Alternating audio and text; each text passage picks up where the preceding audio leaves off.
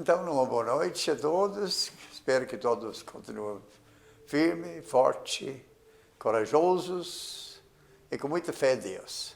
E é assim que nós começamos a nossa conversa hoje, pedindo a bênção de Deus e a calma que Deus nos dá.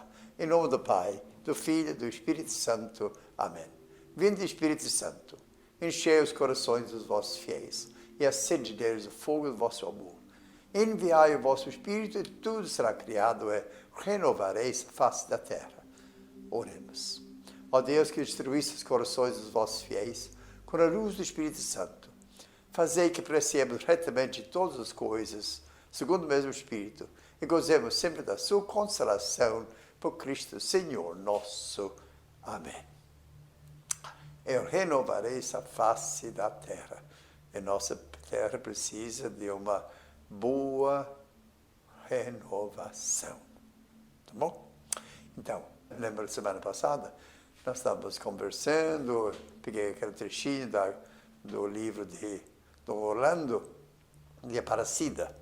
E também aquele trecho no capítulo 13, quando ele cita o documento de Aparecida, do episcopado, do encontro dos bispos de toda a América Latina, em Aparecida, em 2007.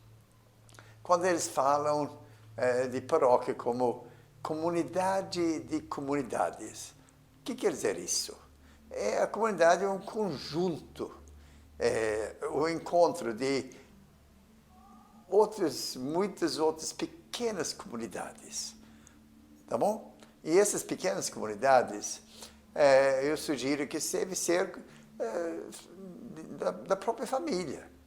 Não só da família, mas basicamente grupos que se encontram nas casas.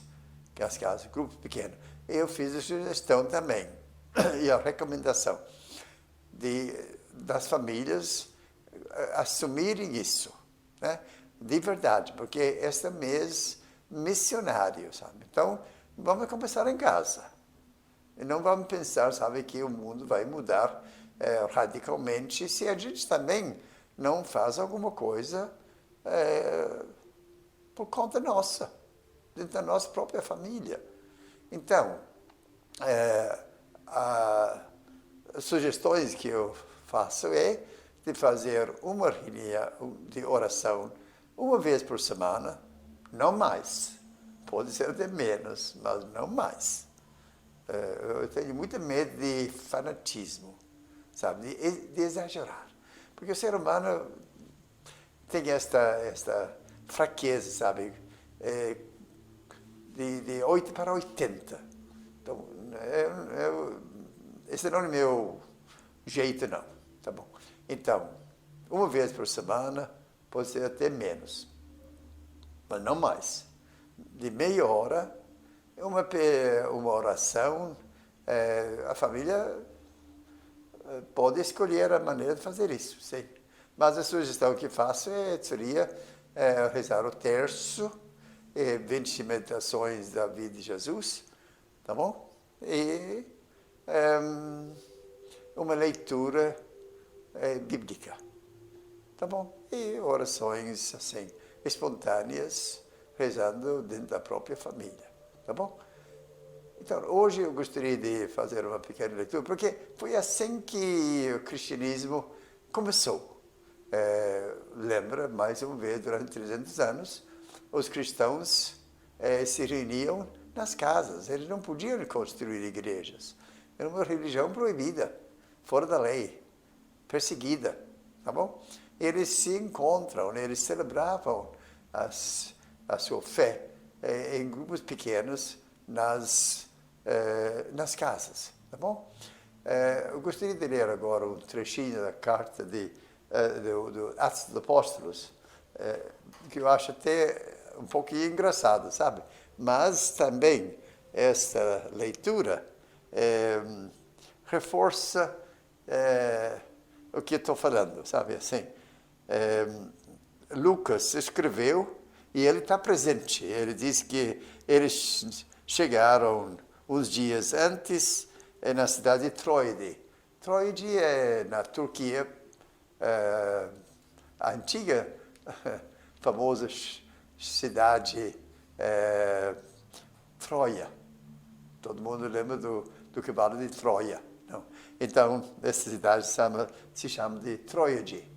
E Paulo chegou lá e também ele está com outros grupo que estão no caminho para Jerusalém, inclusive Lucas. Então, ele está falando, ele está presente. Por isso que o que ele fala tem força até maior. Sabe? Ele fala assim, no primeiro dia da semana, primeiro dia da semana é domingo, mas o domingo começa às 6 horas, pôr do sol no sábado, e é sábado para domingo. Então, os cristãos se reuniam à noite, passavam a noite em vigília. Então, no primeiro dia da semana, estávamos reunidos para a fração do pão. Quer dizer, celebração da Eucaristia, fração do pão. Paulo, que devia partir no dia seguinte, dirigia a palavra aos fiéis e prolongou o discurso até meia-noite. Nossa! Havia muitas lâmpadas na sala superior, onde estávamos reunidos. Um jovem, chamado Eutico, que estava sentado na beira de uma janela, acabou adormecendo durante o prolongado discurso de Paulo. Vencida finalmente pelo sono, caiu do terceiro andar para baixo. Quando o levantaram, estava morto.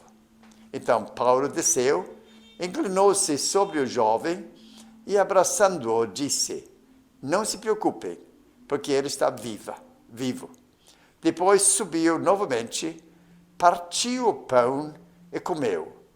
Ficou conversando com eles até de madrugada e depois partiu.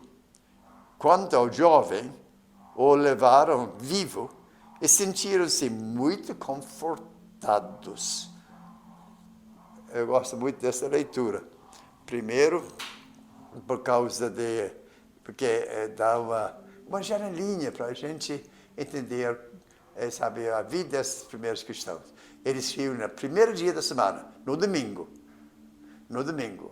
Não no último dia da semana, no sábado.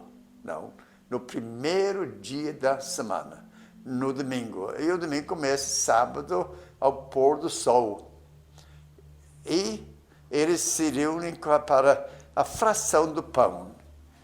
Quer dizer, partir o pão. Jesus partiu o pão. Então, a fração do pão é celebrar a Eucaristia. Mas eles celebravam a Eucaristia também com uma refeição. Dentro de uma refeição. Tá? Dentro de uma ceia. E depois subiu novamente, depois de atender o jovem, que é outra história, subiu novamente, partiu o pão e comeu. E ficou conversando com eles até a madrugada. Bom, Paulo tinha muita coisa para conversar. Realmente tinha muita coisa para conversar. Mas eu acho tão engraçada o jovem está vencido pelo sono, sentado na janela. Talvez não, que nem os jovens hoje, talvez não estava tão interessado, sabe? Estava um pouco, sabe, o negócio vai longe demais. Então, vencido pelo sono, ele caiu. Eles estão no terceiro andar. Então, a sala não podia ser muito grande no terceiro andar. Então, muitas lâmpadas, bastante abafada, bastante calor, e o jovem dormiu e caiu. Bom, então, esta é a vida, um retrato dos primeiros cristãos. Eles se encontram assim nas casas para a fração do pão, para a celebração da sua fé, e assim que a gente também tem que fazer hoje. Agora, não vamos passar a noite toda, não. Eu falei de meia hora. Então, vamos fazer um pouquinho de sempre, não é? É que nem comida. A gente não precisa fazer uma festança uma vez por mês, se passa fome o resto do mês. Não, a gente come um pouquinho todo dia, não é? De pouco em pouco. A oração é a mesma coisa. A gente se encontra para se encontrar, celebrar a nossa fé. Não precisamos exagerar, não precisamos também complicar muito a coisa, tá bom?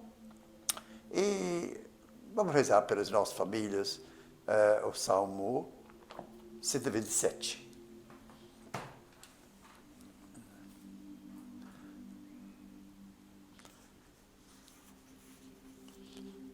Felizes os amigos do Senhor, tu poderás ser um deles, se andares nos seus caminhos.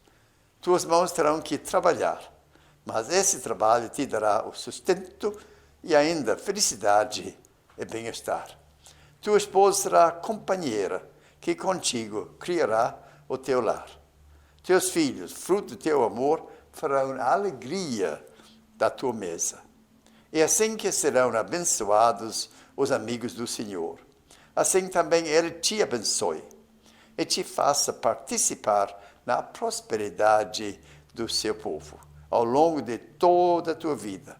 E na tua velhice, possas ver os filhos dos teus filhos. E assim que o Senhor dará a todos nós a sua paz. E que Deus abençoe vocês todos.